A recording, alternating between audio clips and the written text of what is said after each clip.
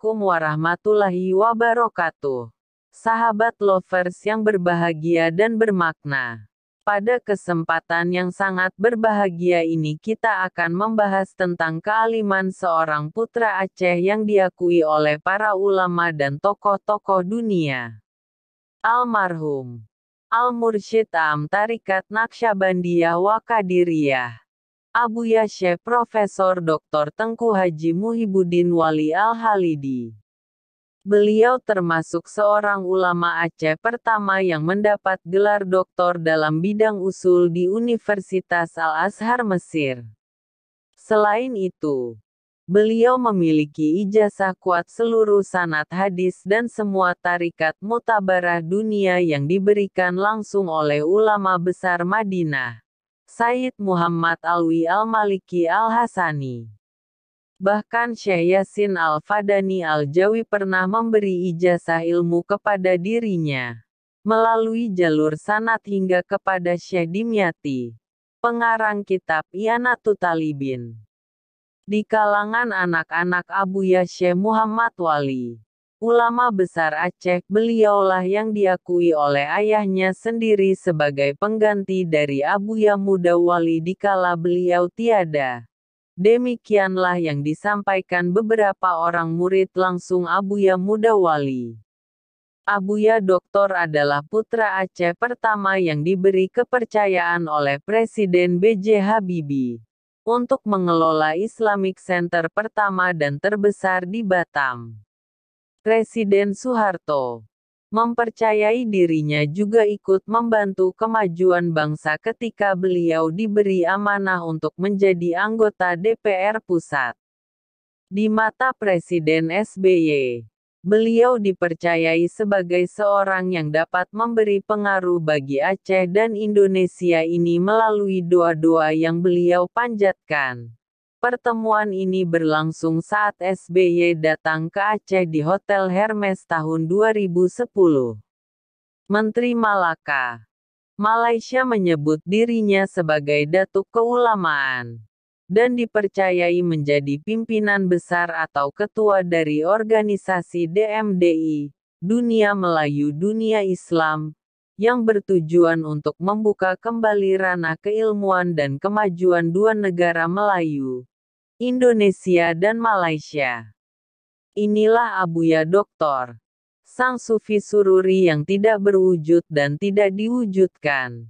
Beliau rela tidur di bawah masjid Bungcala dulu, dan pergi mengajar terkadang diangkut dengan becak masyarakat.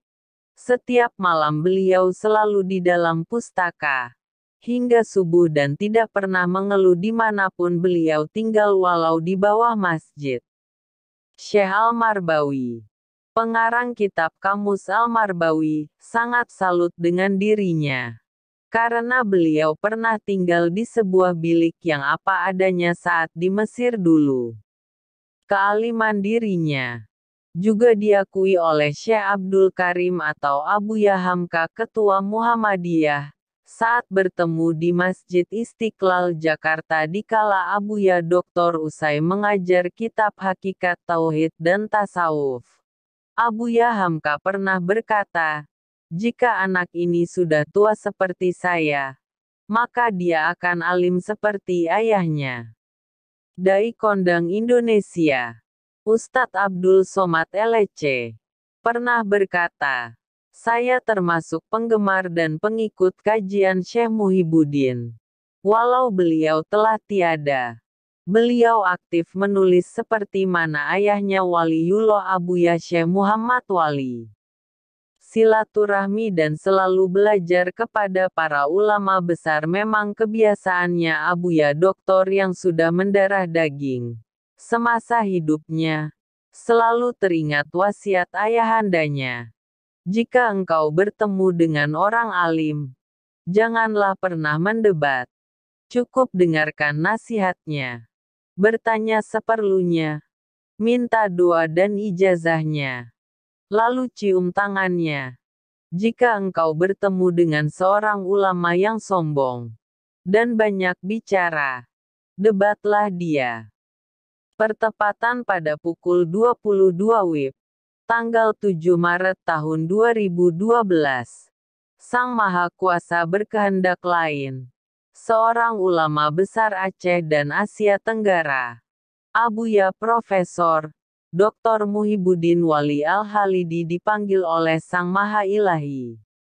Karisma dan kewibawaan Abuya Doktor membuat semua orang yang ditinggalkannya merasa sangat rindu dan kehilangan. Demikianlah Abuya Doktor yang dirinya sudah banyak dilupakan orang. Sehingga Presiden Republik Indonesia yang pertama pernah mengatakan, "Jangan lupakan sejarah." Inilah sekilas tentang kealiman beliau, yang diakui oleh para ulama dan tokoh-tokoh dunia. Bila sobat tertarik dengan kisah ini, jangan lupa like, komen, subscribe and share. Cukup sekian. Wassalamualaikum warahmatullahi wabarakatuh.